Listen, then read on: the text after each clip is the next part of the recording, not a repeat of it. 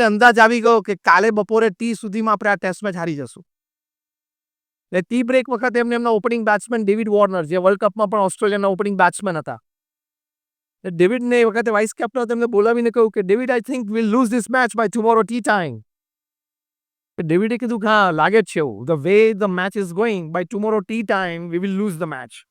પણ આપણે હારવું નથી યાર, ગમે તે ભોગે જીતવું છે. એટલે બંને જણા એક પ્લાન કર્યો અને એક પ્લેયરને બોલાયો, કેમેરુન બેનક્રોફ્ટ એનું નામ. કેમેરુનને બોલાયો કે આપણે ટી બ્રેક પછી અંદર જઈએ ને, એ તું ખિસ્સામાં છે ને એક લોખંડની પતરી ભેગી લઈ લેજે, નાની આટલી યલો સ્ટ્રીપ, કાં તો સેન્ડ પેપર હાથમાં લઈ લેજે અને તને મિડ ઓન પર ઊભો રાખશો. એટલે બધા બેટ્સમેન ગમે ત્યાં સ્ટ્રોક મારે, પણ છેલ્લે બોલરને રનઅપ વખતે બોલ તો મિડ ઓનનો પ્લેયર જ આપતો હોય ને હાથમાં છેલ્લે.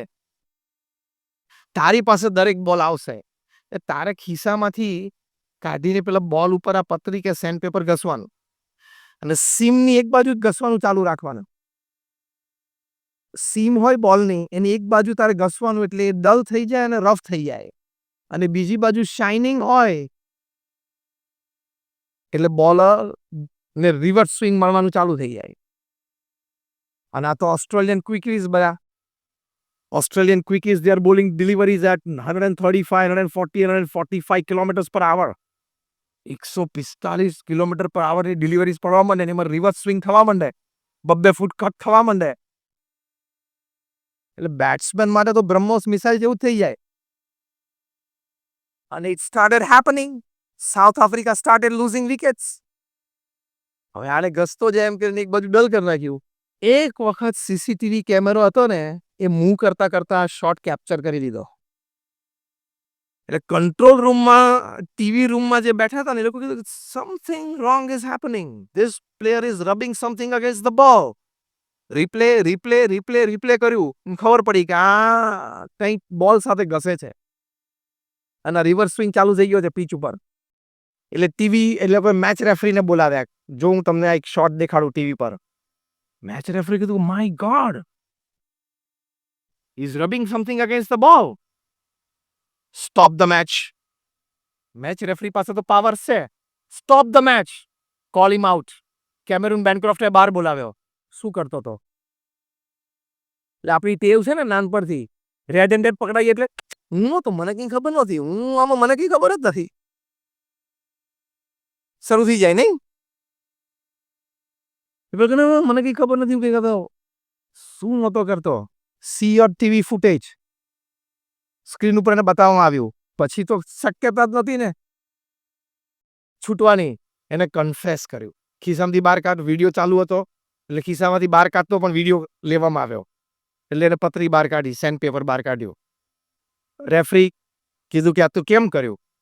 સર, જે આપણે હોય ને, આપણે થઈ જાય, સર મેં કર્યું, પણ એકચ્યુઅલી છે ને મારા કેપ્ટને મને કહ્યું એટલે મેં કરેલું. Stop the match, call Steve Smith out. Steve સ્મિથને બહાર બોલાવ્યો. Start the conversation with your player. આ કેવી રીતે થયું? કેમેરુન બેનક્રોફ્ટે કીધું, સ્ટીવ સ્મિથે મને કીધું હતું એટલે મેં કર્યું છે. મારી તો બ્રેડ એન્ડ બટર મારો કેપ્ટન છે. કાલ સવાર મને પ્લેઇંગ 11માં નાઈ લે, મારે શું કરવાનું? એટલે કે મારે કરવું જ પડે. Steve Smith confessed. પણ એ બોલ્યા કે એકચ્યુઅલી મને આ વિચાર આવેલો, પણ એક્ઝિક્યુશન ડેવિડ વોર્નરે કર્યું છે. Call David Warner out. પકડાશે ને આખી ટ્રેલ પકડાશે. ખબર છે? પકડાય એટલે આખી ટ્રેલ પકડાય. નોર્થ ઇન્ડિયાથી સાઉથ ઇન્ડિયા સુધી ટ્રેલ જાય. પકડાય જ, લાઈનમાં બધું પકડાય. તમે જે રીતે તાલી પાડી, I don't know.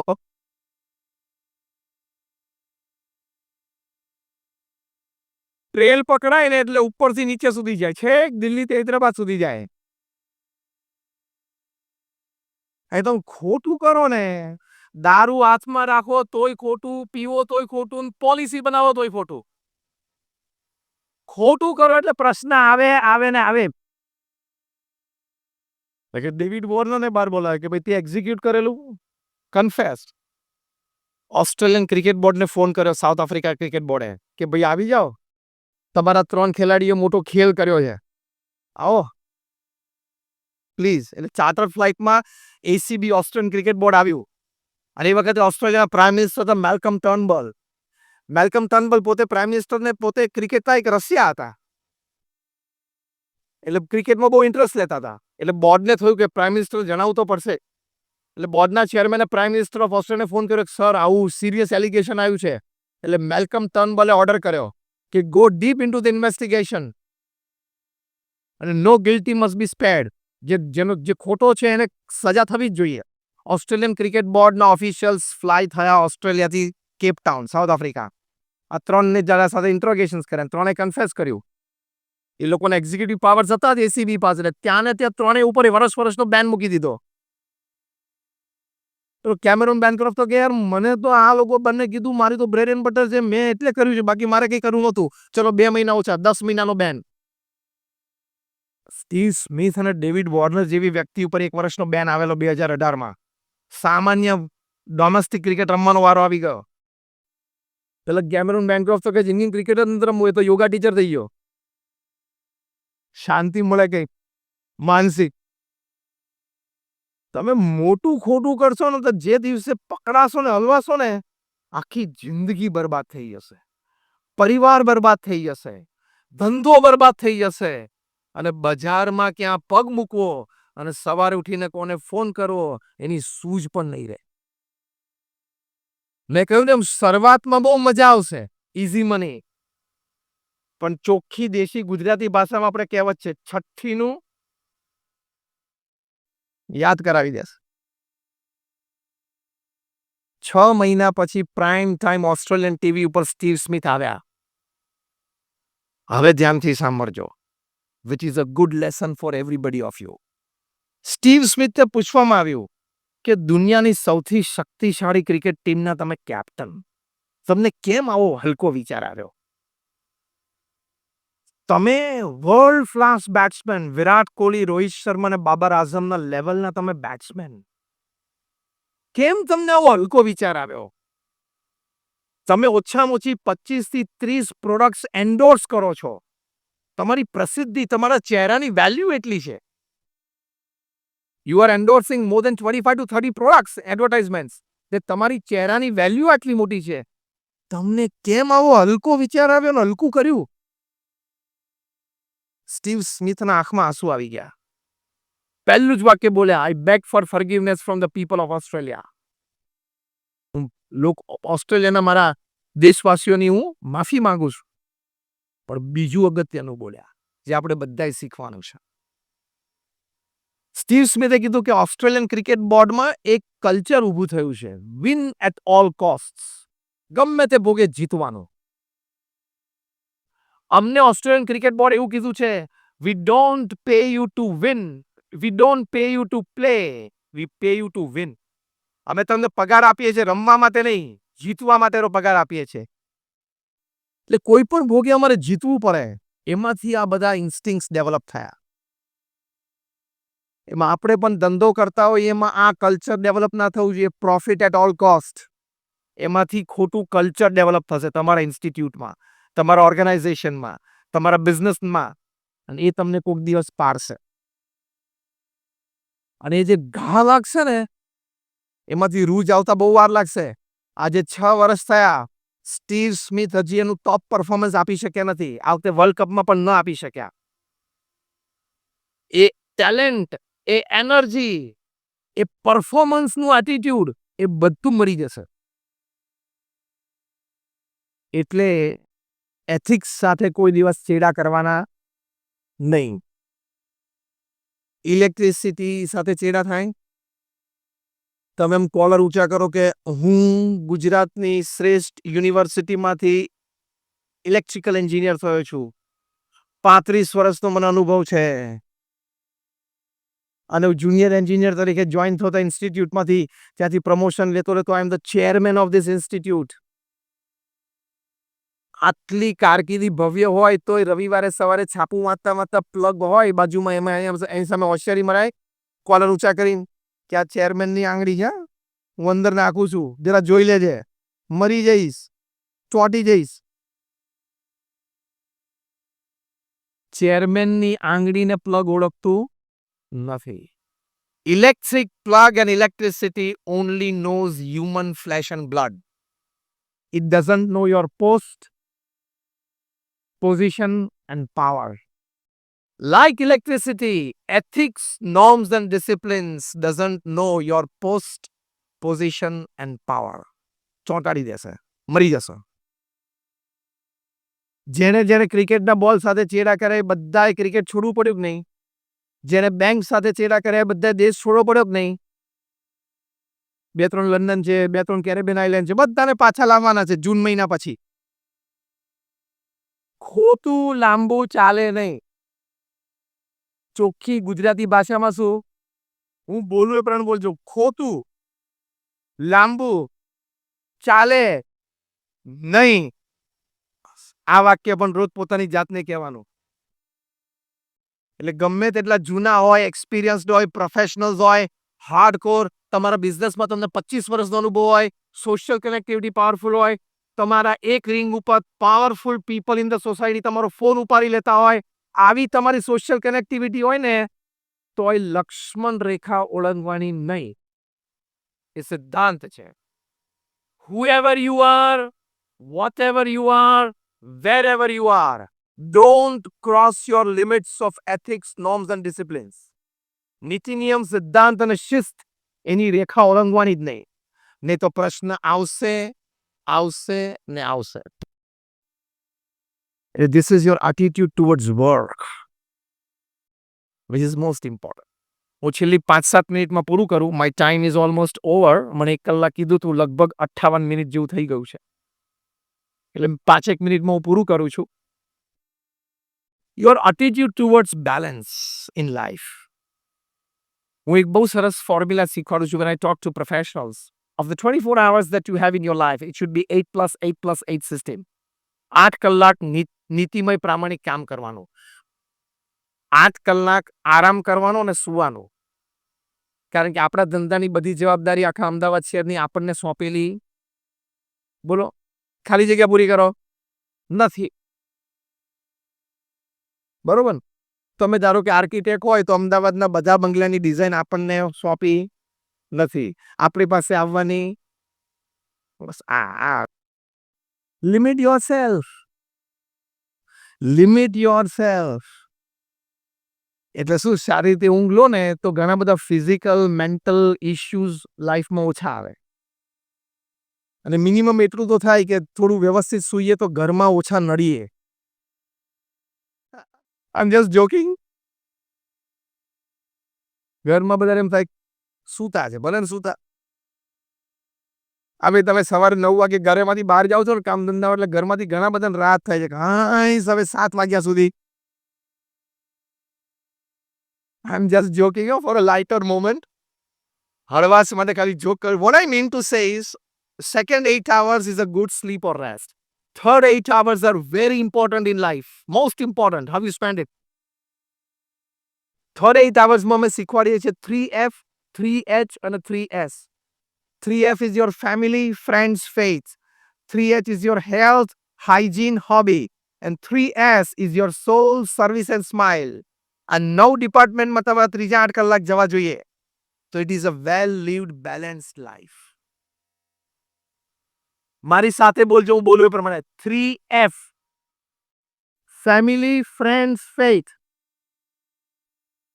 3H, health, hygiene, hobby. 3S, soul, service, smile. Now smile. એટલે બેલેન્સ લાઈફ જીવવાનું. તો you will enjoy your day, you will enjoy your weekend month, you will enjoy your year and you will enjoy your life. કારણ કે 70-80 વર્ષનું જીવન છે. એક દિશામાં દોડ નહીં કરવાના કે બાપુ આપણે ધંધો, એવું નહીં. બેલેન્સ રાખવાનું લાઈફમાં તો તમને મજા. જેમ આપણે બપોરે પણ તમે જમશો બધા તો થાળીમાં બધું હોય ને, કે એકાદ ગળી આઈટમ હોય, એકાદ જરા ફરસાણ હોય, શાક 1-2 હોય, બધું ટેસ્ટનું હોય તો જરા કમ્પ્લીટ મીલ કહેવાય ને. અને તમને સંતોષ થાય, જમ્યાનો સંતોષ થાય કે આપણે ગળ્યું પણ ખાધું, ખારું પણ ખાધું, તીખું મરચું પણ હતું એ પણ લીધું, શાક પણ લીધું, ફરસાણ પણ લીધું. તો it's a complete meal, it's a complete dish. That is how you enjoy your food and get satisfied. સંતોષ થાય ભોજનનો. એમ જીવનના સંતોષ માટે પણ you should have a complete meal. So that is thinking different, you become different and you succeed different. You just don't have to be successful as a businessman. You have to be successful as a parent, as a friend, as a cousin, as a neighbor, as a working colleague as well. How many believe in this theory? આપણે બધા ખાલી આપણે businessman તરીકે successful નથી જવાનું, parent તરીકે પણ successful, brother sister તરીકે પણ સક્સેસફુલ, વર્કિંગ કલીગ, કઝિન કે નેબર તરીકે પણ સક્સેસફુલ જવાનું છે ને લાઈફમાં. Am I right or wrong? You have to be successful in all walks of life. તો આપણને જીવનમાં પૂર્ણ રીતે આપણે જીવન જીવ્યા કહેવાઈએ. તો that is your success in life. And lastly, I would say, keep faith in God. ભગવાનમાં શ્રદ્ધા રાખજો. That is the only remedy for not slipping into depression and stress in life. આ હું વિશાળ અનુભવ પરથી તમને કહું છું. પ્રમુખ સ્વામી મહારાજ એક વાત બહુ જ સરસ કરતા કે ભગવાન સર્વ કરતા હરતા છે માનવું તો જીવનમાં સ્થિરતા રહે. કારણ કે જીવનમાં પ્લસીસ એન્ડ માઇનસીસ તો આવવાના જ છે. હા કે ના? જીવનમાં પ્લસીસ એન્ડ માઇનસીસ આવવાના છે ને. આપણને બનતા પ્રસંગો, in last 5 minutes to 3 minutes I am finishing, આપણને ગમતા પ્રસંગો પણ જીવનમાં બનવાના અને અનિચ્છનીય પ્રસંગો પણ બનવાના. આની વચ્ચે આપણે સ્થિર તો રહેવું જ પડશે. It is a default compulsion. It is a default compulsion. You have to remain stable. નહીં તો you lose your life. મનગમતી વ્યક્તિ જીવનમાં આવે પણ ખરી, આવીને જતી પણ રહે અને ન પણ આવે. જે ટેન્ડર આપણું મૂક્યું હોય એ પાસ થાય પણ ખરું, ન પણ થાય અને આપણા પ્રથમ સ્પર્ધકના હાથમાં પણ જતું રહે. Yes or no? It happens. તમારી 60-70 વર્ષની ઉંમર સુધી એક પણ ટેબ્લેટ તમારે ન રહેવી પડે એવી પણ તમારી સરસ હેલ્થ હોય અને 40 વર્ષે બધું ઘૂસી પણ જાય, ડાયાબિટીસ ને બ્લડ પ્રેશર એવું પણ બને. Yes or no? Life is a mix bag of chocolates. અમે છે ને એક સરસ પ્રસંગ મને યાદ આવ્યો. 1996માં અમે ત્યાં અમેરિકા કોન્ક્લેવ્સ અને કોન્ફરન્સીસ માટે ગયેલા. તો ત્યાં ન્યુયોર્કમાં એક કોન્ફરન્સ દરમિયાન એટલે they ask me to call a few people એક અમારી શિબિરમાં. એ વખતે તો મોબાઈલ ફોન બહુ ઓછા હતા, બહુ રેર હતા. 96માં લેન્ડલાઇન્સ હતા. તો જે કંપની, પ્રાઇવેટ કંપની આ લેન્ડલાઇન પ્રોવાઈડ કરતી હતી એ લોકો એંગેજ ટોન આવે, તમે કોલ કરો કોઈને તો એંગેજ ટોન આવે ત્યારે બહુ સરસ ઓડિયો મેસેજ વાગતો હતો. એ મને બહુ જ ગમી ગયો એટલે મને બહુ જ યાદ રહી ગયો. અત્યારે મને યાદ આવે એટલે I want to share with you. તમે કોકને ફોન કરો અને સામેવાળાનો એંગેજ હોય, તમને એંગેજ ટોન આવે. એ વખતે આ કંપનીએ બહુ સરસ ઓડિયો મેસેજ મૂકેલો, સાંભળજો. Life is like a box of mixed chocolates. Life શું છે? એક બોક્સ છે, એમાં બધી પ્રકારની ચોકલેટ્સ છે. એ વખતે અમેરિકામાં અમે જોયું હતું કે બાળકો એકબીજાને બર્થડે ગિફ્ટ આપે ને તો પેલી બોક્સ ઓફ ચોકલેટ્સ આપે એ ઢાંકણું જ ના હોય, કોઈ રીડ જ નહીં. એટલે મારો બાળક ખોલીને એક સાથે 2, 5, 15 લઈ લે ચોકલેટ એવું ન બને. એક બહુ જ નાની જગ્યાએ કાણું પાડી શકે એના ફિંગરથી. નાનો બાળકની કુમળી આંગળી હોય નાની એટલે કાણું પાડી શકે.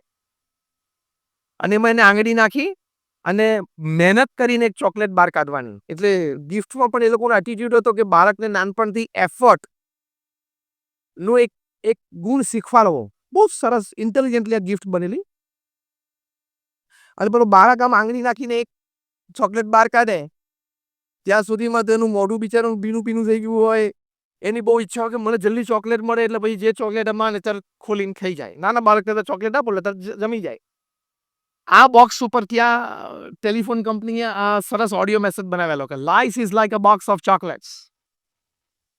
It doesn't have a lead, so you can't open it and gate all the Joyce of life at one time.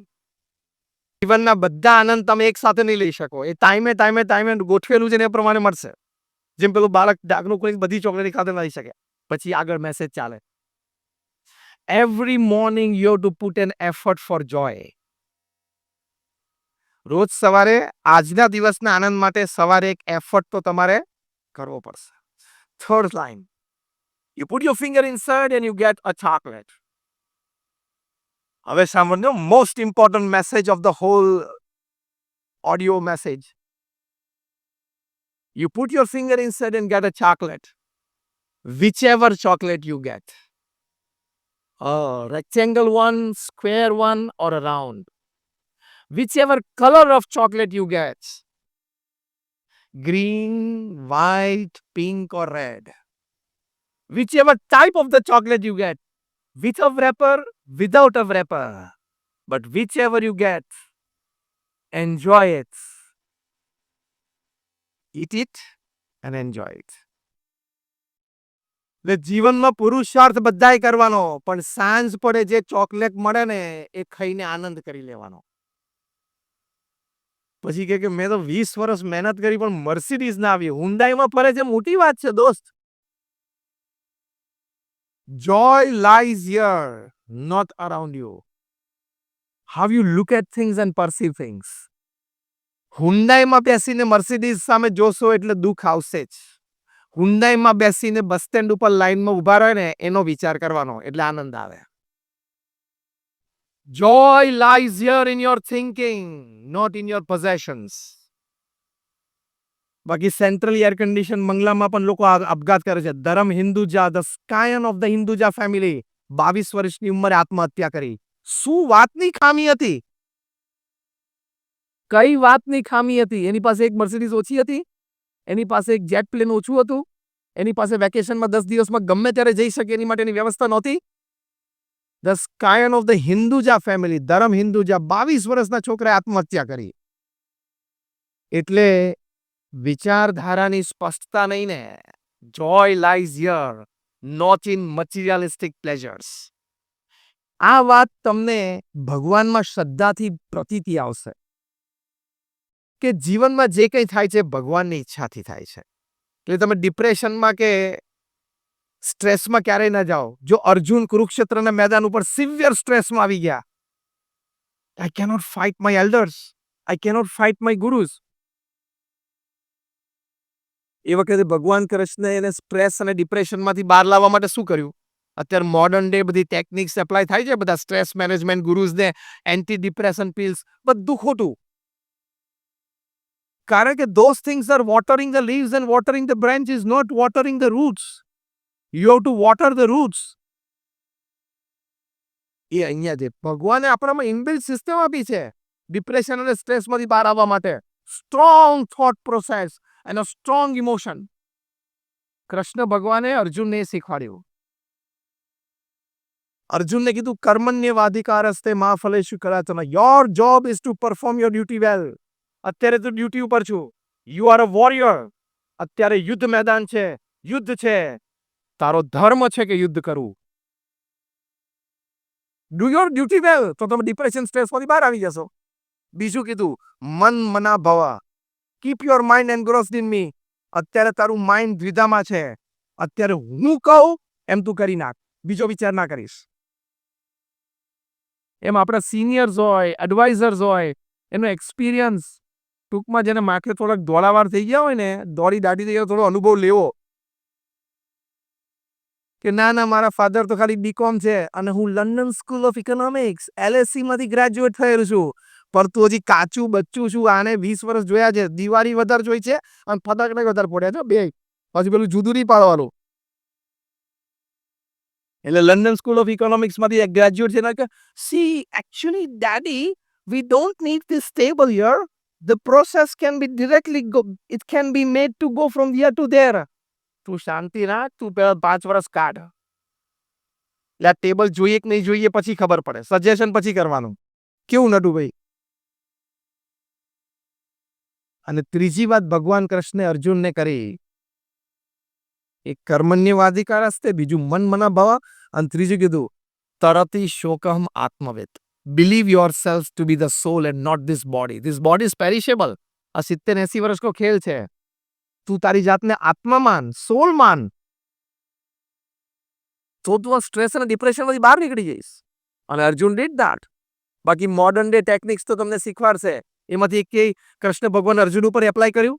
Modern stress managers હોય છે અને ડિપ્રેશન મેનેજર્સ હોય છે ને, કે પેઇન્ટ યોર ઓફિસ ગ્રીન. તો ભગવાન કૃષ્ણએ અર્જુન પાસે આખો ચેરિયોટ ગ્રીન કરાવેલો. મોડર્ન ડે સ્ટ્રેસ મેનેજર્સ તમને કહેશે go on a beach and have a lovely walk in sunset. તો કુરુક્ષેત્રના મેદાનમાં તે સનસેટ ઉપર લઈ ગયા હતા ભગવાન કૃષ્ણ અને રથને. આ એ બધી વાત છે ને સુપરફિશિયલ છે. સ્ટ્રોંગ થોટ પ્રોસેસ અને strong emotion is the power to lift you out of depression and stress. અને એ સ્ટ્રોંગ પાવર શું છે? ભગવાનને કરતા માનવાના. હું મારું કામ મારી બુદ્ધિ, શક્તિ, આવડત, હોશિયારી પૂરેપૂરી મૂકીને કરીશ, પણ જે પરિણામ આવે ને એ હું સ્વીકારી લઈશ. તો ક્યાં સ્ટ્રેસ જ છે? કારણ કે પરિણામ ઉપર તો આપણો કોઈ અધિકાર જ નથી. તો આટલી એક વાત is thinking different, being different and you succeed different. My all prayers for all of you. તમારા બધા માટે ખૂબ પ્રાર્થના છે કે આપણે આપણા દેશને, આપણા સમાજને, આપણી સંસ્કૃતિને ખૂબ લોકોને આપી શકે. આપણે શ્રેષ્ઠ બનીને બીજાને દબાવવા નથી. આપણે શ્રેષ્ઠ છીએ, આપણી શ્રેષ્ઠતા અન્યને આપણે